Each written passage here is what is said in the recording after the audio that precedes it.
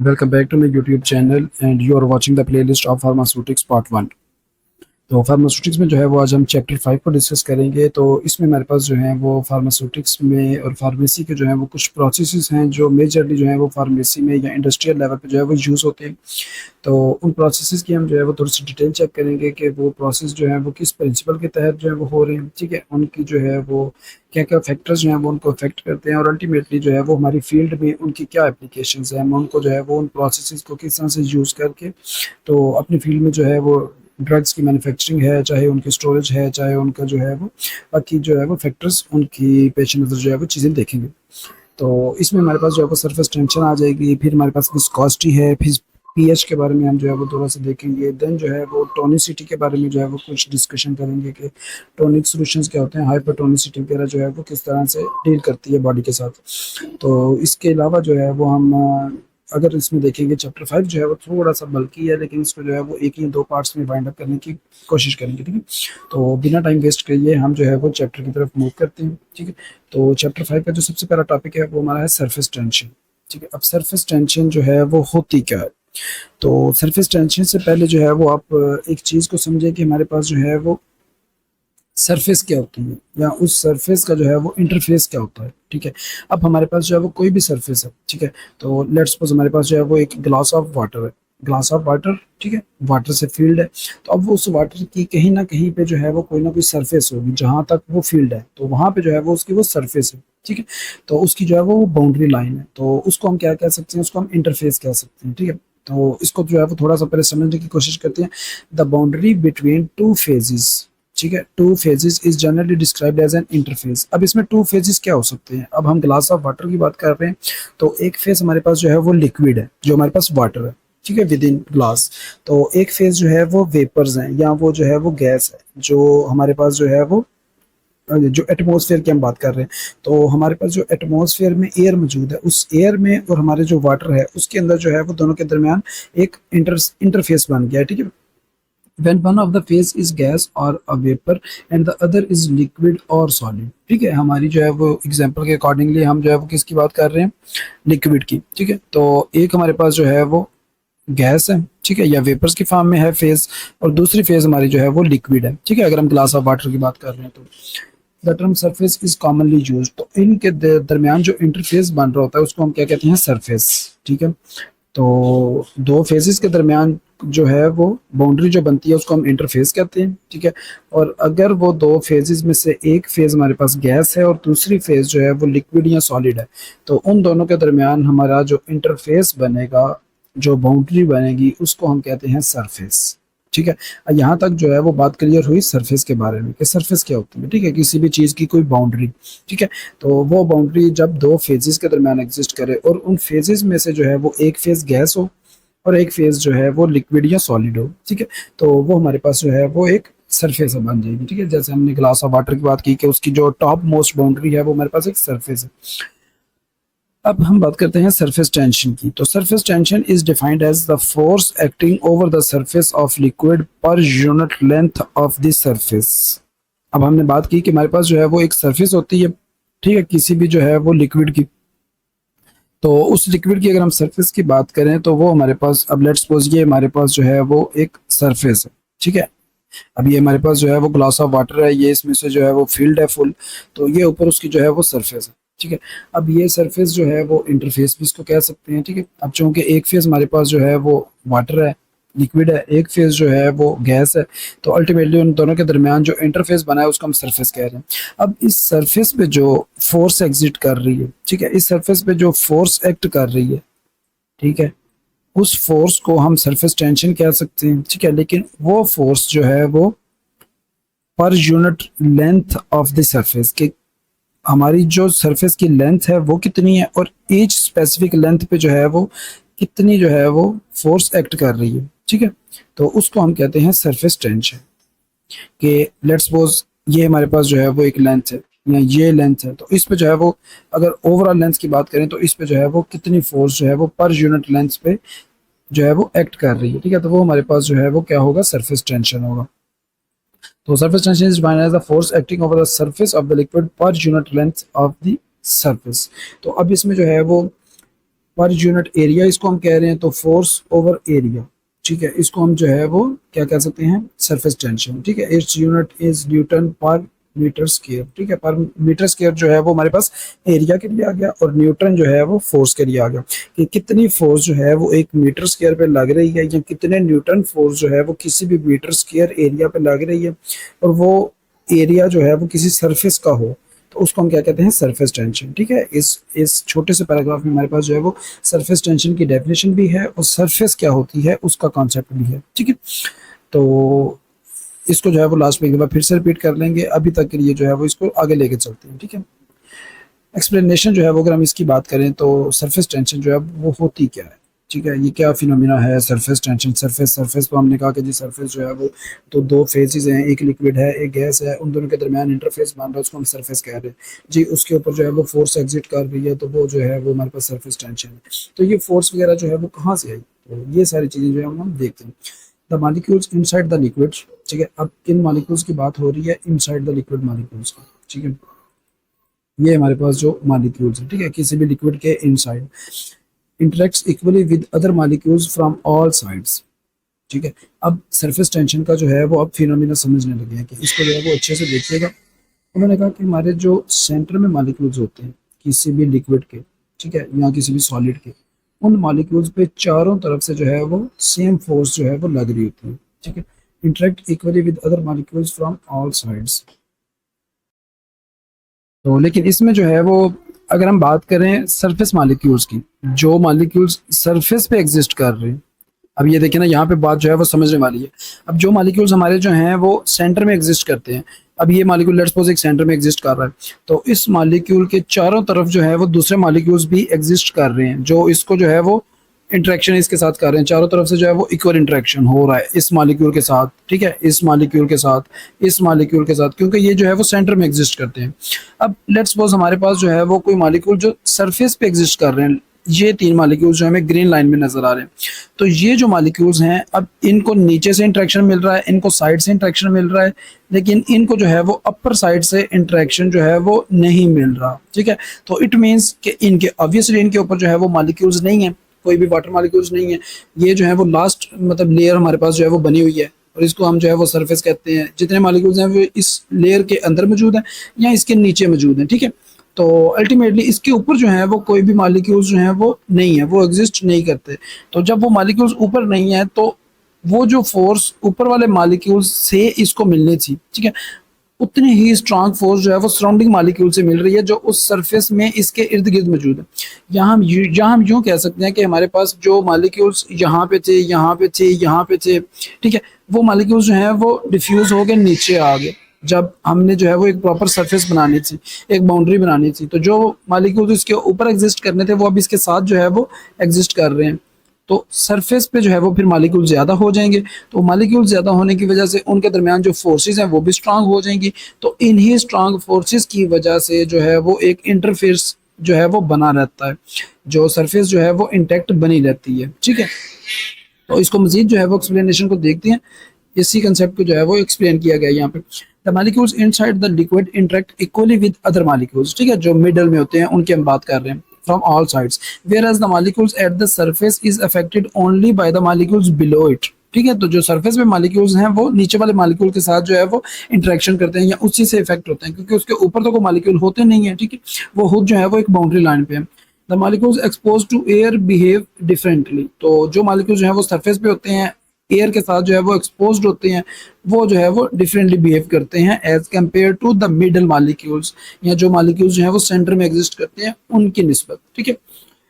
Surface molecules are compressed more tightly together, वही हमने जो बात की थी कि जो मॉलिक्यूल्स जो है वो यहाँ पे ऊपर एग्जिस्ट करने थे, वो मॉलिक्यूल्स जो है वो बाउंड्री के अंदर आ गए हैं, ठीक है। यहाँ पे जो है वो ज़्यादा मॉलिक्यूल्स एग्जिस्ट कर रहे हैं, तो उन्हीं मॉलिक्यूल्स की वजह से जो है वो टाइटली टुगेदर जो है वो कंप्रेस हुए होते हैं, forming a sort of skin on the surface, कि वो सरफेस के ऊपर जो है वो एक बैरियर बना देते हैं, एक बाउंड्री बना देते हैं, एक स्किन बना के रखते हैं, with less distance between them compare to the molecules below, ठीक है। अब नीचे जो मालिक्यूल्स हैं वो तो एक दूसरे से दूर एग्जिस्ट कर रहे हैं, ठीक है। तो ऊपर के जो मालिक्यूल्स थे जो यहाँ से बाउंड्री से जो है वो नीचे शिफ्ट हुए, ठीक है, यहाँ पे एक बाउंड्री बनी, तो इस बाउंड्री पे जो है वो मालिक्यूल्स बहुत ज़्यादा कंसंट्रेशन में जो है वो एग्जिस्ट करते हैं, ठीक है। तो उसकी वजह से जो है वो कम्पैक्ट फॉर्म में या फुल कंप्रेस्ड फॉर्म में, मतलब यहाँ पे जो है वो मालिक्यूल्स का एक रश लगा हुआ है, तो इस रश की वजह से जो है वो ज़्यादा कंप्रेस्ड फॉर्म में जो है वो मालिक्यूल्स यहाँ पे एग्जिस्ट करते हैं और एक स्किन बना के रखते हैं।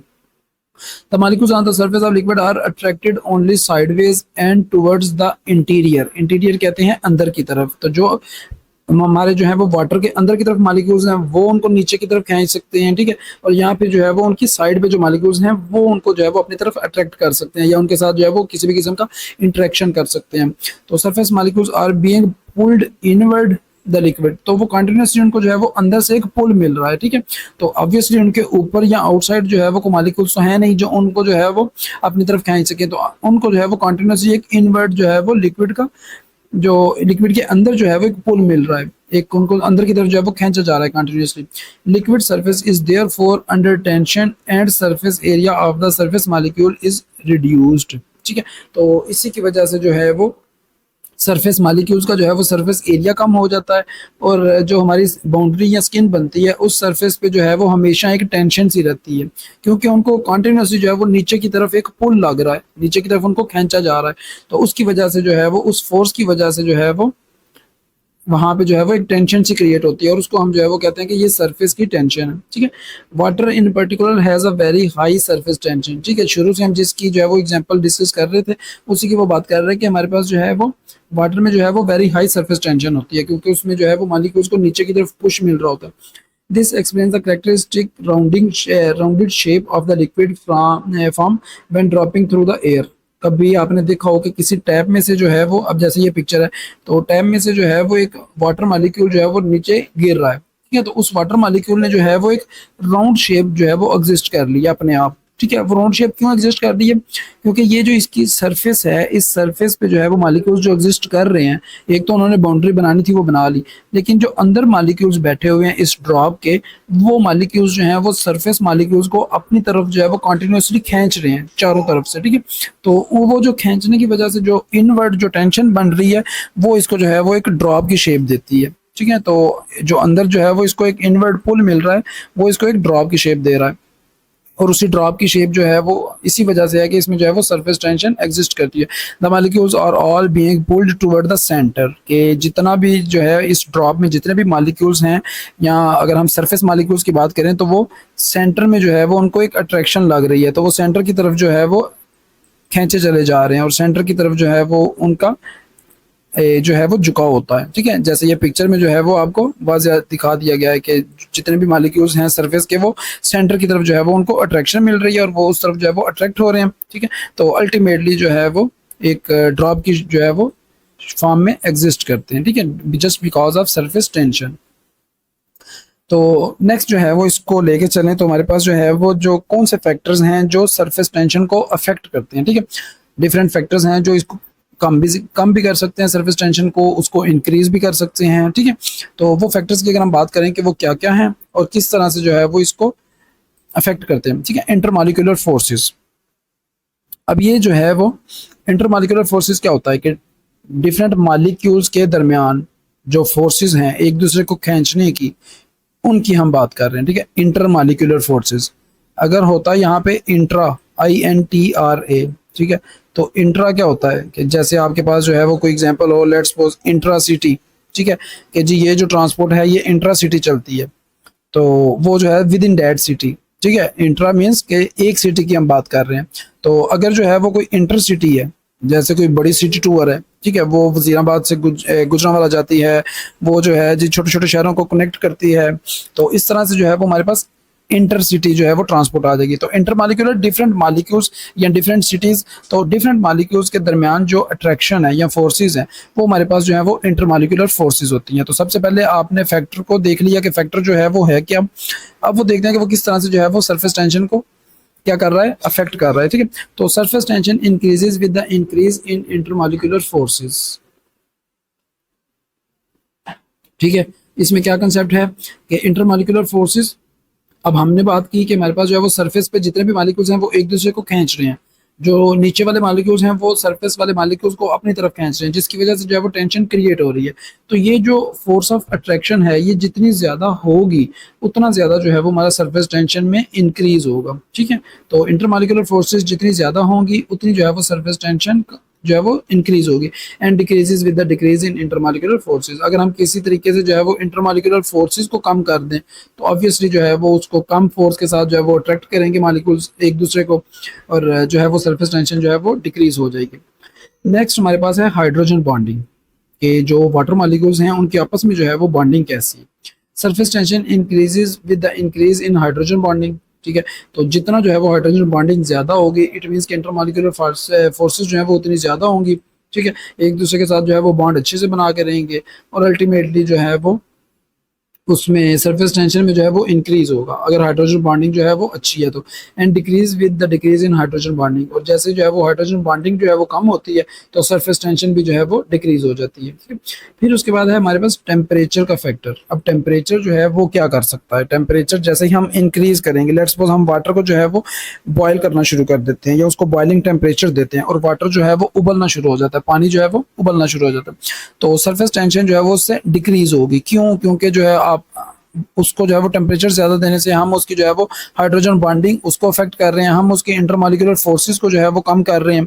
तो वो जो है वो टेम्परेचर ज्यादा होने की वजह से जो है वो वाटर मॉलिक्यूल्स जो है वो एक दूसरे से दूर हो जाएंगे या उसमें जो है वो इसमें मॉलिक्यूल्स में जो है वो मूवमेंट ज्यादा आ जाएगी, तो बॉइलिंग की वजह से जो है वो सरफेस टेंशन डिक्रीज हो जाती है। ठीक है, with the increase in temperature and increases with the decrease in temperature. तो टेम्परेचर जो है वो जितना कम होगा उतने जो है वो बॉन्ड्स फिर से जो है वो स्टैब्लिश हो जाएंगे और अल्टीमेटली जो है वो सरफेस टेंशन को इंक्रीज करवा देंगे। नेक्स्ट हमारे पास जो है वो कुछ एप्लीकेशंस हैं किसकी, सरफेस टेंशन की। ठीक है, तो सरफेस टेंशन की एप्लीकेशंस, अब एप्लीकेशन क्या होता है कि हमारा जो है वो फार्मेसी की फील्ड में या ओवरऑल इंडस्ट्रियल लेवल पे या इंडस्ट्रियल स्केल पे जो है वो इस प्रोसेस की जो है वो क्या वर्थ है या इसकी जो है वो किस किस तरह से हम इस प्रोसेस को जो है वो यूज कर सकते हैं। Emulsifying agents reduce the surface tension of oil and water phase, which results in stabilization of emulsion.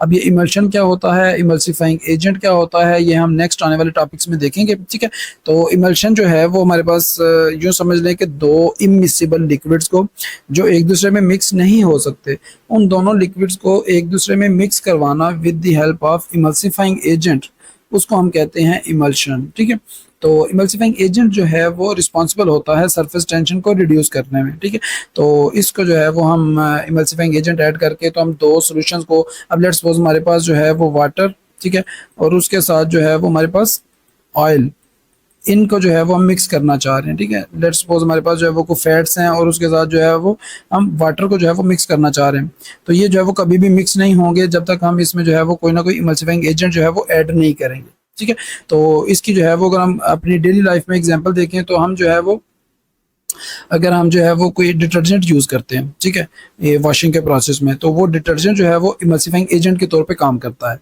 कैसे करता है?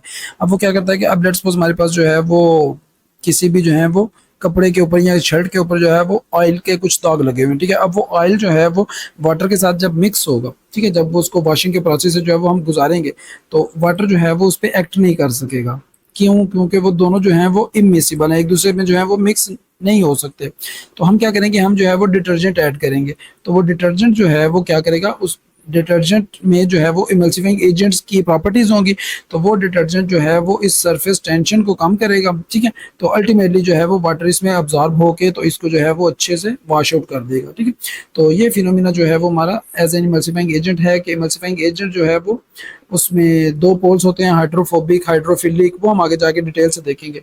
तो वो जो है वो इसको दो इमिसिबल लिक्विड्स को जो है वो मिसिबल कर देता है। देन हमारे पास जो है वो बाइल साल्ट्स, अगर हम उनकी बात करें, बाइल साल्ट्स जो है वो क्या होते हैं, वो हमारे पास जो है वो डाइजेशन के प्रोसेस में बॉडी में रिलीज हो रहे होते हैं। ठीक है, तो बाइल साल्ट्स जो हैं वो डाइजेशन के लिए मतलब हेल्प आउट करते हैं, तो उसमें जो है वो क्या कर रहे हैं कि reduce the surface tension of fats. हम अपनी डाइट में, हम अपने मील में कोई फैट्स ले रहे हैं, ठीक है, तो ड्यूडेनम में जब वो फैट्स पहुंचते हैं, ड्यूडेनम क्या है हमारे पास जो है वो स्मॉल इंटेस्टाइन का जो है वो पोर्शन है, तो स्मॉल इंटेस्टाइन में जब हमारे फैट्स जो हैं वो पहुंचते हैं तो उसमें जो है वो क्या होता है, स्मॉल इंटेस्टाइन में जब फैट्स पहुंचते हैं तो उस फैट्स की जो है वो अब फैट है वो जो है वो बॉडी में डाइजेस्ट नहीं होगा, वो जो है वो उसमें बॉडी में जो है वो अब्जॉर्ब नहीं होगा ठीक से। तो जब वो अब्जॉर्ब नहीं होगा तो उस वो जो है वो बॉडी को नरिशमेंट कब मिलेगी या किस तरह से मिलेगी, ठीक है।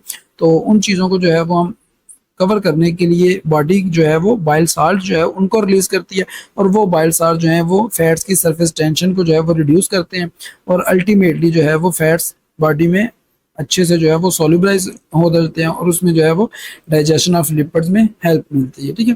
तो अल्टीमेटली जो है वो किस तरह से जो है वो ये हमें सरफेस टेंशन का फिनोमिना जो है वो हेल्प आउट कर रहा है।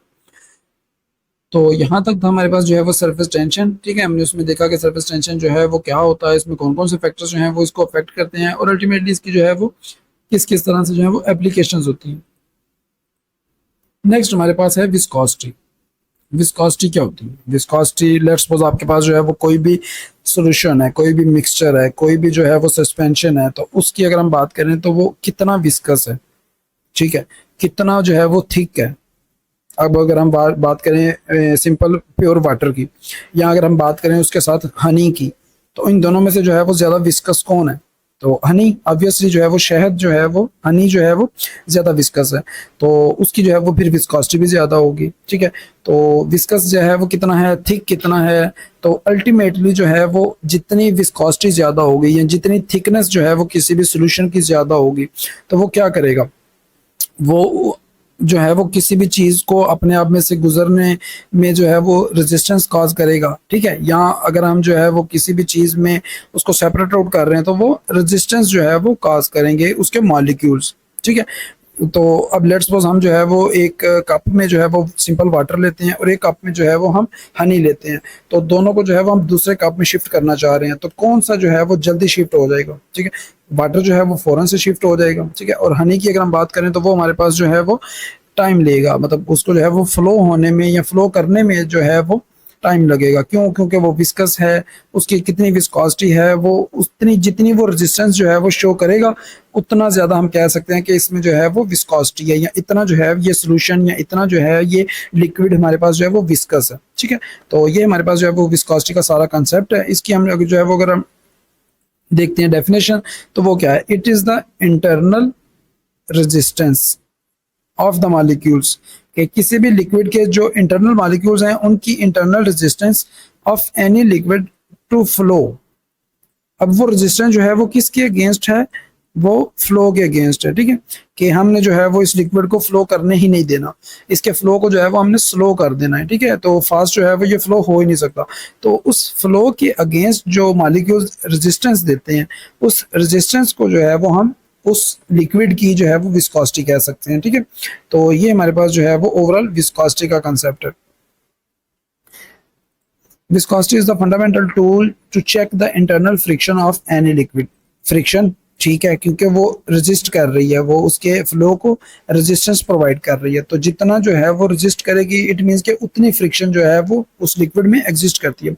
Like water is thin so it has lower viscosity, ठीक है, and on the other hand honey is thick and so it has higher viscosity, के जो है वो ज़्यादा विस्कस होता है। इसमें से जो है वो अब हनी जो है वो उसको फ्लो करने में टाइम लगता है, रेजिस्टेंस का जो है वो सामना करना पड़ता है, ठीक है, उसको फ्रिक्शन जो है वो उसको कवर करना पड़ता है। तो ये सारी चीज़ें मिल के जो है वो हनी की विस्कोसिटी को इंक्रीज करती हैं, ठीक है।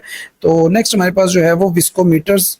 अब मीटर से जो है वो क्या आता है माइंड में, कि ऐसी चीज़ जो मेजर करने के लिए यूज होती है। तो विस्कोसिटी को मेजर करने वाले जो मीटर हैं वो हमारे पास क्या होते हैं, विस्कोमीटर्स के। किसी भी लिक्विड की जो है वो विस्कोसिटी अगर हम मेजर करना चाह रहे हो तो these are the specialized equipment and apparatus used for the determination of viscosity of different liquids, के हम जो है वो लैब स्केल पे या फिर इंडस्ट्रियल लेवल पे जो है वो हम किसी भी मॉलिक्यूल की या किसी भी लिक्विड की जो है वो विस्कोसिटी चेक करना चाहें तो उसके लिए हमारे पास जो है वो विस्कोमीटर्स होते हैं। तो विस्कोमीटर्स की अगर हम जो है वो टाइप्स देखें तो हमारे पास जो है वो ऑस्टवर्ल्ड विस्कोमीटर, या उसको जो है वो यू ट्यूब विस्कोमीटर कह सकते हैं, ठीक है। अब यू ट्यूब विस्कोमीटर का क्या मतलब है, कि इसकी जो है वो शेप यू शेप होती है, तो यू शेप विस्कोमीटर होता है, ठीक है। यहाँ पे जो है वो इसके दो जो है वो बल्ब्स लगे होते हैं, और इनको जो है वो अब इसको जो है वो इसमें हम विस्कोसिटी जो है वो किस तरह से मेजर कर सकते हैं। अब हम इस यू शेप विस्कोमीटर में जो है वो हम अपना लिक्विड जो है वो फिल आउट कर लेते हैं, ठीक है, जिस भी लिक्विड की हमने विस्कोसिटी जो है वो मेजर करनी है, और इस विस्कोमीटर की एक साइड पे हम जो है वो सिरिंज लगा के उस लिक्विड को सक करने की कोशिश करते हैं और देखते हैं कि उस लिक्विड की जो है वो सकिंग पावर कैसी है या वो कितना फ्लो हो के उस इंजेक्शन में जो है वो आ रहा है। ठीक है, तो उससे हमें जो है वो उस फ्लो की बेसिस पे जो है वो हम कह सकते हैं कि हमारा जो लिक्विड है वो कितना जो है वो विस्कस है या उसकी विस्कोसिटी जो है वो कितनी है। ठीक है, नेक्स्ट हमारे पास जो है वो विस्कोमीटर कौन सा है, रोटेशनल विस्कोमीटर। तो रोटेशनल विस्कोमीटर में जो है वो क्या होता है कि हमारे पास जो है वो एक पॉट के अंदर जो है वो विस्कोमीटर लगा हुआ है। ठीक है, तो इसने जो है वो क्या करवाना होता है, इस पॉट के अंदर या इस बर्तन के अंदर हमने जो है वो अपना लिक्विड ले लेना है जिसकी हमने विस्कोसिटी मेजर करनी है।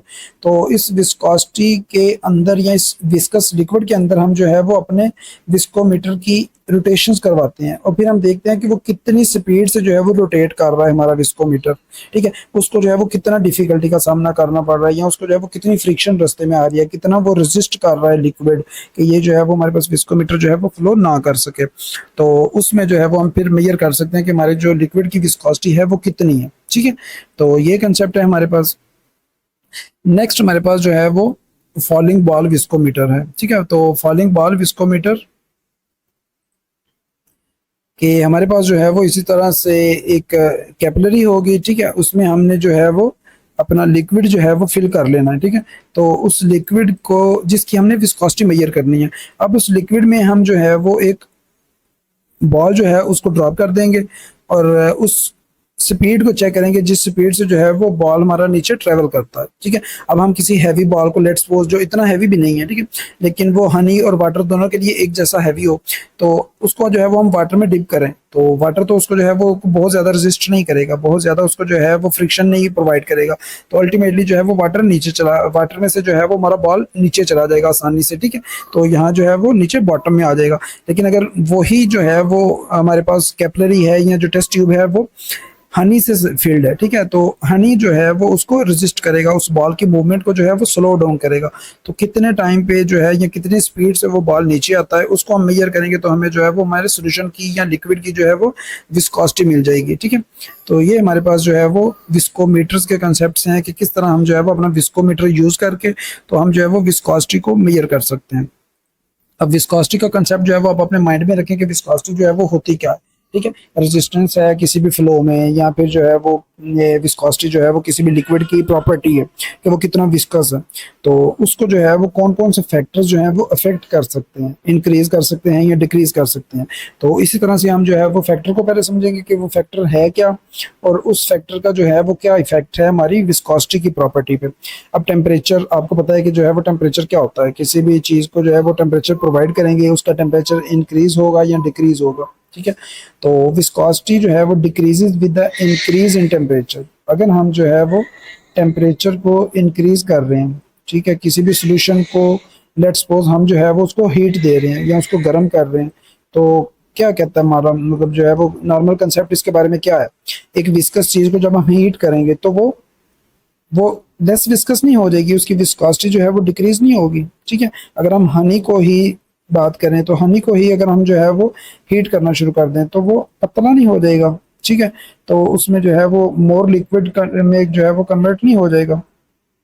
ठीक है, तो यही जो है वो इसमें सारे का सारा कंसेप्ट है कि अगर हम जो है वो टेम्परेचर को इंक्रीज करेंगे तो हमारी विस्कोसिटी जो है वो लिक्विड की वो डिक्रीज हो जाएगी, वो लेस विस्कस होता जाएगा और अल्टीमेटली जो है वो ज़्यादा अच्छे से फ्लो करेगा, उसको जो है वो कम रेजिस्टेंस मिलेगी। तो इसी चीज़ को जो है वो हम कहते हैं कि टेम्परेचर जो है वो विस्कोसिटी को डिक्रीज कर रहा है।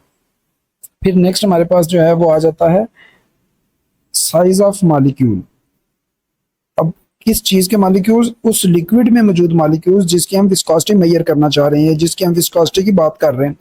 तो विस्कोसिटी जो है वो इंक्रीज होती है with the increase in size.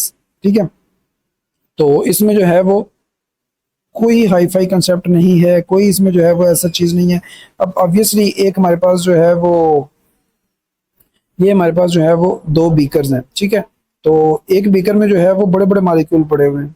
ठीक है, साइज ऑफ मॉलिक्यूल जो है वो ज़्यादा है, तो ऑब्वियसली उनमें जो है वो फ्लो करने की प्रॉपर्टी जो है वो थोड़ी कम होगी, वो ज़्यादा मतलब जो है वो फ्लो करने में उनको डिफ़िकल्टी आएगी।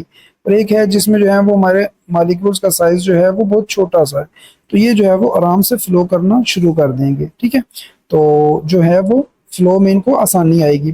तो जितना जो है वो मॉलिक्यूल्स का साइज इंक्रीज होगा उतनी विस्कोसिटी इंक्रीज होगी। ठीक है, विस्कोसिटी इंक्रीज होने का क्या मतलब है कि उनको फ्लो में उतनी डिफिकल्टी आएगी। ठीक है, तो ये हमारे पास जो है वो साइज ऑफ मॉलिक्यूल का कंसेप्ट है कि साइज ऑफ मॉलिक्यूल्स को जो है वो हम किस तरह से चेंज कर सकते हैं। सो नेक्स्ट प्रॉपर्टी जो है, जो नेक्स्ट फैक्टर जो है वो जो इफेक्ट कर रहा है हमारी विस्कोसिटी की प्रॉपर्टी को, वो है मॉलिक्यूलर शेप।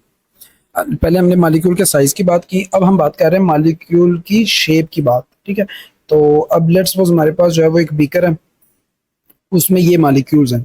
ठीक है, बहुत ही जो है वो प्यारी सी शेप में, एक प्रॉपर जो है वो शेप में, या फिर जो है वो किसी स्फेरिकल राउंड शेप में जो है वो मॉलिक्यूल्स हैं।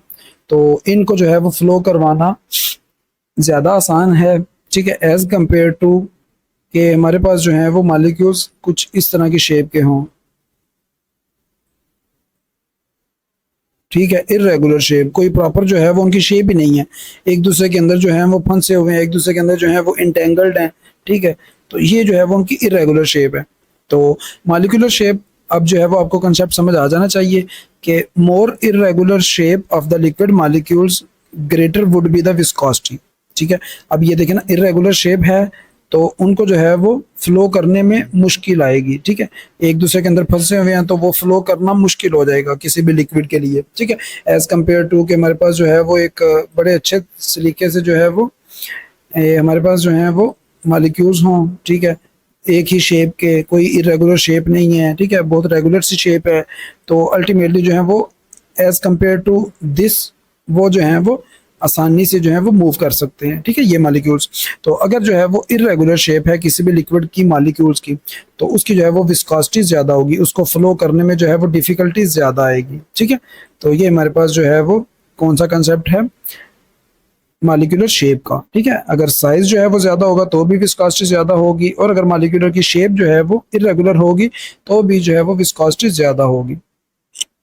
इसके बाद हमारे पास जो है वो कंसेप्ट आता है एडहेसिव फोर्सेस का एंड कोहेसिव फोर्सेस का, कि ये फैक्टर्स जो हैं वो विस्कोसिटी को किस तरह से जो है वो अफेक्ट करते हैं। ठीक है, तो एडहेसिव फोर्सेस क्या होती हैं, पहले आप ये समझें कि adhesive forces and cohesive forces क्या होती हैं और इनमें जो है वो क्या डिफरेंस है। एडहेसिव फोर्सेस मतलब एडहीयन। एडहीयन क्या होता है, ठीक है, एडहीयन होता है कि किसी भी जगह पे जो है वो हम कोई चीज़ एडहियर कर गई है, चिपक गई है। ठीक है, तो एडहीयन, तो एडहीयन के लिए हमें क्या चाहिए होता है कि लेट्स सपोज हमारे पास जो है वो कोई लिक्विड है, तो उसको एडहियर करने के लिए जो है वो कोई सरफेस चाहिए। ठीक है, अब लेट्स सपोज ये हमारे पास जो है वो क्या है, कोई बीकर है, इसके अंदर जो है वो हमारे पास लिक्विड जो है वो एग्जिस्ट कर रहा है, जिसके हमने जो है वो विस्कोसिटी मेजर करनी है। ठीक है, तो अब ये कंटेनर और ये लिक्विड, इसके दरमियान या इन दोनों के मॉलिक्यूल्स के दरमियान जो अट्रैक्टिव फोर्सेस हैं, इस बीकर में और इस जो है वो मॉलिक्यूल में, ठीक है, वाटर मॉलिक्यूल्स में, तो वाटर मॉलिक्यूल्स और बीकर के जो मॉलिक्यूल्स हैं इनके दरमियान जो फोर्सेस हैं वो हैं एडहेसिव फोर्सेस, क्योंकि ये एडहीयन हुई हुई है इसके साथ। ठीक है, तो ये हमारे पास जो है वो क्या है, एडहेसिव फोर्सेस। तो अब फिर जो है वो कोहेसिव फोर्सेस क्या हुई, कोहेसिव फोर्सेस हैं कि अब लेट्स सपोज हमारे पास जो है वो ये वाटर है। ठीक है, तो इस वाटर के अंदर जो है वो वाटर के डिफरेंट मॉलिक्यूल्स हैं, तो इन मॉलिक्यूल्स के अंदर जो है वो, अब लेट्स सपोज हमारे पास जो है वो एक ये मॉलिक्यूल है वाटर का, एक ये मॉलिक्यूल है वाटर का, एक ये मॉलिक्यूल है वाटर का, एक ये मॉलिक्यूल है वाटर का। तो इन मॉलिक्यूल्स के दरमियान जो आपस में जो है वो इनकी फोर्सेस होंगी या फोर्स ऑफ अट्रैक्शन होगी, उसको हम कहते हैं कोहेसिव फोर्सेस। मतलब को से, को क्या होता है कि एक जैसा, तो एक जैसे मॉलिक्यूल्स के दरमियान जो फोर्स ऑफ अट्रैक्शन है उसको हम क्या कह सकते हैं, कोहेसिव फोर्सेस। ठीक है, इस चीज़ को जो है वो पहले समझें, फिर जो है वो हम इसको आगे लेके चलते हैं। अब यहाँ पे जो है वो हमारे पास एक पिक्चर है, इसको अगर हम देखें तो कि अब ये देखें ना, दो वाटर मॉलिक्यूल्स हैं हमारे पास, H2O H2O। ठीक है, तो इन दोनों वाटर मॉलिक्यूल्स के दरमियान जो फोर्स ऑफ अट्रैक्शन बन रही है, ठीक है, वो हमारे पास क्या है, कोहियन। और जो वाटर मॉलिक्यूल्स ने जो उस कंटेनर को पकड़ा हुआ है या उसके साथ एडहियर किए हुए हैं, वो हमारे पास जो है वो एडहेसिव फोर्सेस हैं या एडहियन है। ठीक है, तो ये हमारे पास जो है वो कॉन्सेप्ट है। अब जो है वो इस कॉन्सेप्ट को हम देखते हैं कि ये किस तरह से जो है वो इफेक्ट करता है किसको,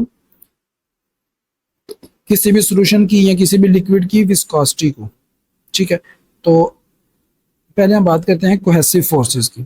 ठीक है, कोहेसिव फोर्सेस क्या हमने देखा था कि एक मॉलिक्यूल है उसका वाटर का और इसके साथ दूसरा मॉलिक्यूल है वाटर का, तो दोनों के दरमियान जो आपस में ही जो है वो अट्रैक्शन है वो कोहेसिव अट्रैक्शन है। तो अब इसमें क्या होगा, स्ट्रॉन्गर द कोहेसिव फोर्सेस, दोनों मॉलिक्यूल्स के दरमियान जितनी स्ट्रॉन्ग फोर्स ऑफ अट्रैक्शन होगी, lesser would be the viscosity. कैसे कि लेट्स सपोज ये बीकर है, इसके अंदर जो है वो मॉलिक्यूल्स एग्जिस्ट कर रहे हैं और इनके दरमियान जो है वो अट्रैक्शन है आपस में, जिसको हम कोहेसिव फोर्सेस कहते हैं। तो अब अगर ये मॉलिक्यूल जो है वो फ्लो कर रहा है और जो है वो बीकर से बाहर जा रहा है, तो ये अपने साथ इस मॉलिक्यूल को भी ले जाएगा कि भाई मैं तो जा रहा हूँ तुम भी आ जाओ, क्योंकि दोनों एक दूसरे को जो है वो अट्रैक्ट कर रहे हैं। तो एक मॉलिक्यूल के पीछे दूसरा मॉलिक्यूल, दूसरे के पीछे तीसरा मॉलिक्यूल, तो अल्टीमेटली जो फोर्स ऑफ अट्रैक्शन है वो इन्हीं मॉलिक्यूल्स के दरमियान में है और हमने ये सारे मॉलिक्यूल्स तो जो है वो फ्लो करवाने ही करवाने हैं। तो जैसे ही जो है वो मॉलिक्यूल्स फ्लो करना शुरू करेंगे तो इनके आपस के दरमियान जो है वो जितनी अच्छी जो है वो अट्रैक्शन फोर्स होगी, तो वो एक दूसरे के साथ जो है वो आसानी से फ्लो करेंगे। तो जितना जो है वो फ्लो आसानी से होगा उतनी हमारी जो है वो विस्कोसिटी जो है वो कम हो जाएगी, ठीक है, वो लेस विस्कस हो जाएगा, ठीक है। तो इसी के बरक्स अगर हम बात करें, इसी के अगेंस्ट अगर हम बात करें एडहेसिव फोर्सेस की, ठीक है, तो एडहेसिव फोर्सेस हमने कहा था कि ये वाटर मॉलिक्यूल्स हैं और ये जो है वो सरफेस ऑफ कंटेनर है जिसके अंदर वाटर जो है या कोई भी लिक्विड जो है वो प्रेजेंट है। तो इन दोनों के दरमियान जो अट्रैक्टिव फोर्सेस हैं, इन दोनों मॉलिक्यूल्स के दरमियान, molecules of beaker and molecules of water या मॉलिक्यूल्स ऑफ लिक्विड, तो इनके दरमियान जो अट्रैक्टिव फोर्सेस हैं वो एडहेसिव फोर्सेस हैं। तो इनके स्ट्रांग होने की वजह से क्या होगा, stronger the adhesive forces greater would be the viscosity. समझ रहे हैं इस चीज को कि इसमें जो है वो हमारे पास लेट्स सपोज ये वाटर मॉलिक्यूल है और इसकी हम जो है वो अट्रैक्शन की बात कर रहे हैं।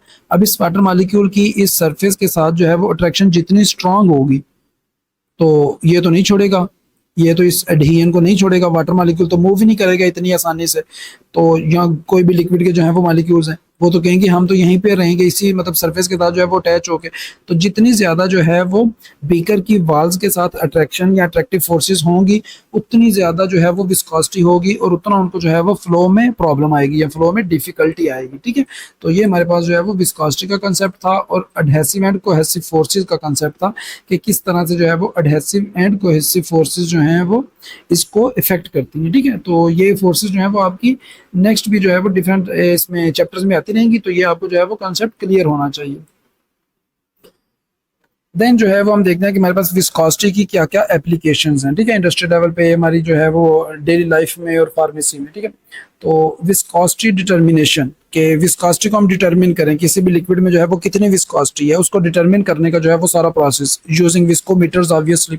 तो viscosity determination is the fundamental quality control test for syrups, suspension, thickness and consistency, ठीक है। कि अगर हमने लेट्स सपोज कोई जो है वो इंडस्ट्री में सिरप तैयार किया है, ठीक है, यहाँ हमने जो है वो कोई सस्पेंशन जो है वो फार्मुलेट किया है, तो उनकी थिकनेस, उनकी कंसिस्टेंसी, ये सारी चीज़ें जो हैं वो उनको मेजर करने के लिए हमें जो है वो विस्कोसिटी डिटरमिन करनी पड़ती है, उसकी एक स्पेसिफिक विस्कोसिटी जो है वो रखनी पड़ती है। कंसिस्टेंसी क्या होती है कि हमारा जो है वो जो ड्रग हमने किसी भी सिरप में ऐड की है, ठीक है, तो उस सिरप में जो है वो ड्रग अच्छे से जो है वो यूनिफॉर्मली डिस्ट्रीब्यूट हो जाए। तो वो जितना जो है वो विस्कस होगा उतना जो है वो उसमें डिस्ट्रीब्यूशन जो है वो होना मुश्किल हो जाएगा, ठीक है। सस्पेंशन किसको कहते हैं, हम जो है वो जिसमें हमारी जो है वो ड्रग मिक्स होती है और इसको हम जो है वो यूज़ करने से पहले अच्छे से शेक करते हैं, ठीक है। आपने जो है वो बच्चों के सस्पेंशन जो घर में यूज़ होते हैं मेजरली जो है वो एंटीबायोटिक के सस्पेंशन, जिनको हम जो है वो नीम गर्म पानी में खुद से जो है वो प्रिपेयर करते हैं, तो उस सस्पेंशन को जो है वो उसके ऊपर लिखा होता है कि जब आप इसको जो है वो यूज़ करें या बच्चे को या किसी भी पेशेंट को पिलाने लगे, इसको जो है वो अच्छे से मिक्स कर लें, ठीक है। तो अगर वो हमारा सोल्यूशन या सस्पेंशन जो है वो बहुत विस्कस होगा, उसकी हमने विस्कोसिटी जो है वो मेजर नहीं की होगी उसमें मैन्युफैक्चरिंग के टाइम पे, तो वो क्या होगा, वो अच्छे से जो है वो मिक्स नहीं होगा। तो मिक्स नहीं होगा तो उसमें जो सारी की सारी मेडिसिन है वो नीचे बैठी रह जाएगी, सेडिमेंटेशन जो है वो हो जाएगी। तो इस चीज़ को जो है वो अवॉइड करने के लिए हमारी जो है वो विस्कोसिटी डिटर्मिनेशन जो है वो बहुत ज़रूरी है, ठीक है। तो उसी के बेस पे जो है वो हम उनकी थिकनेस वगैरह को कंट्रोल करते हैं। नेक्स्ट जो है वो हमारे पास एप्लीकेशन क्या है कि viscosity is also given as an indication regarding quality and purity of liquid raw material, ठीक है। कि रॉ मटेरियल क्या होता है कि जिसको यूज़ करके हमने अपनी फॉर्मुलेशंस बनानी होती हैं, हमने अपनी जो है वो ड्रग्स बनानी होती हैं, तो उस रॉ मटेरियल की क्वालिटी को और प्योरिटी को चेक करने के लिए हम जो है वो विस्कोसिटी को डिटरमिन कर सकते हैं। देन नंबर 3 पे हमारे पास आता है viscosity tell us about the thickness of liquid substances. Obviously हम जो है वो विस्कोसिटी में ओवरऑल देख क्या रहे हैं कि सब्सटेंसेस जो है वो कितना थिक है या कितना विस्कस है। Then viscosity determination is also a key quality control test for oil based injections and suspensions। ठीक है, कुछ इंजेक्शन जो हैं वो ऑयल बेस होते हैं, ठीक है, उनमें जो है वो ऑयल एज ए बेस जो है वो यूज हो रहा होता है, ऑयल जो है वो एज ए व्हीकल यूज हो रहा होता है कि बॉडी के अंदर जो है वो उस इंजेक्शन को कौन पहुंचाएगा, वो ऑयल लेके जाएगा। तो ऐसा ना हो कि वो ऑयल जो है वो इतना विस्कस हो जाए और इतना जो है वो थिक हो जाए कि बॉडी के अंदर जो है वो इंजेक्ट ही ना हो, या जैसे ही जो है वो हमने कोई इंजेक्शन जो है वो उसको इंजेक्ट किया तो अल्टीमेटली जो है वो क्या करेगा, वो बॉडी में जाके जो है वो कहीं ब्लॉकेज ना कर दे। तो उसकी जो है वो विस्कोसिटी डिटर्मिनेशन बहुत इंपॉर्टेंट है, ठीक है। देन जो है वो अगर हम बात करें तो विस्कोसिटी इन्हांसर्स क्या होते हैं, जो हमारी जो है वो सोल्यूशन की विस्कोसिटी को इंक्रीज करते हैं, ठीक है। विस्कोसिटी इन्हांसर्स तो कौन से जो है वो ऐसे मतलब हमारे पास जो है वो एजेंट्स हैं जो विस्कोसिटी को इंक्रीज कर सकते हैं। मिथाइल सेलुलोज है, हाइड्रोक्सी एथाइल सेलुलोज है, कि अगर हम इनको जो है वो किसी भी लिक्विड में या किसी प्रिपरेशन में मिक्स करेंगे तो ये उसकी विस्कोसिटी को इंक्रीज कर देंगे, ठीक है। अब ये विस्कोसिटी को इंक्रीज करने का क्या चक्कर है जी, कि विस्कोसिटी जो है वो हम क्यों इंक्रीज कर रहे हैं, ठीक है। तो ये विस्कोसिटी इन्हांसर्स जो है वो किस में यूज होते हैं, are used in ophthalmic solution. Ophthalmic जो है वो आपका जहाँ पे वर्ड आएगा इट मीन्स के ये आइज से रिलेटेड जो है वो कोई बात हो रही है, ठीक है। तो ऑप्थेल्मिक सोल्यूशन के वो सोल्यूशन या वो ड्रॉप्स जो हम आंखों में डालते हैं, तो ऑप्थेल्मिक सोल्यूशन की जो है वो अगर हम बात करें तो ऑप्थेल्मिक सोल्यूशन में हम जो है वो विस्कोसिटी इन्हांसर ऐड करते हैं ताकि हम अपने सोल्यूशन की जो है वो विस्कोसिटी को इंक्रीज कर सके। तो इसमें जो है वो क्या कंसेप्ट है कि क्यों हम जो है वो इसमें विस्कोसिटी इन्हांसर्स जो है वो यूज करते हैं। अब लेट्स सपोज हम जो है वो अपनी आंखों में आई ड्रॉप्स डाल रहे हैं, अब आई ड्रॉप्स की जगह पे जो है वो कोई बिल्कुल लिक्विड सी चीज़ है, ठीक है। तो वो लिक्विड क्या होगा, जैसे ही हमने ड्रॉप डाला और आइज को जो है वो क्लोज किया तो मेजर पोर्शन जो है वो उस लिक्विड का आंखों से बाहर आ जाएगा, ठीक है। वो फ्लो करके उसकी फ्लो प्रॉपर्टी अच्छी होगी तो वो फौरन से जो है वो बाहर आ जाएगा और हमारी ड्रग जो है वो लॉस हो सकता है ड्रग का, और अल्टीमेटली जो है वो जब ड्रग का लॉस होगा तो हमें जितनी ऑप्टिमाइज जो है वो डोज चाहिए थी वो नहीं मिलेगी। तो उस चीज़ को हम जो है वो क्या कह सकते हैं कि हमारी जो है वो हमें जो हमारा ऑप्टिमल जो है वो गोल था, जो ट्रीटमेंट गोल था वो अचीव नहीं होगा, ठीक है। तो यही चीज़ जो है वो करने के लिए तो हम जो है वो विस्कोसिटी इन्हांसर्स ऐड करते हैं। तो विस्कोसिटी इन्हांसर्स जो है वो क्या करेंगे, this enables the formulation to remain in the eye longer and gives more time for the drug to exert its therapeutic activity और अंडरगो अब्जॉर्प्शन, कि हमारी जो ड्रग है उसको ज़्यादा टाइम मिल जाता है आंख में जो है वो स्टे करने का, और उस टाइम पे जो है वो अच्छे से अब्जॉर्ब होकर हमारी जो है वो ब्लड स्ट्रीम में एंटर हो सकती है, ठीक है। तो इसी चीज़ के लिए जो है वो हम विस्कोसिटी इन्हांसर्स ऐड कर सकते हैं। और इसके अलावा जो है वो विस्कोसिटी के हमारे पास जो है वो बाकी एप्लीकेशन हमने देखी कि क्या क्या हो सकती हैं, ठीक है। इसी के साथ जो है वो इस चैप्टर को एंड करते हैं। नेक्स्ट जो हमारे पास जो टॉपिक्स हैं उनको जो है वो नेक्स्ट पार्ट में हम डिस्कस करेंगे और उसके साथ जो है वो हम चैप्टर 5 को इंशाल्लाह इसको जो है वो डिस्क्लोज करेंगे, ठीक है।